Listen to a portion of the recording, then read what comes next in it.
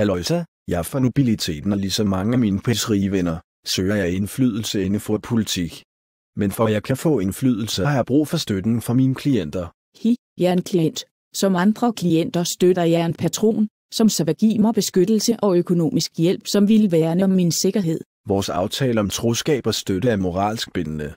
Jeg kan få en bøde, hvis jeg svigter min klient, og uden et antal klienter, så vil jeg ikke få noget indflydelse inden for politik. Udover mine klienter har jeg også brug for indflydelsesrige venner, og det kan man få, enten ved hjælp af ægteskab eller en alliance. Vi lever i symbiose som jordbakterierne på æggetræets rødder. Vi er begge afhængige af hinanden, fordi jeg har brug for beskyttelse og økonomisk støtte, og han har brug for klienternes støtte for at få større indflydelse. Vi har begge magt på forskellige måder, og vi udnytter hinandens ressourcer så meget som muligt.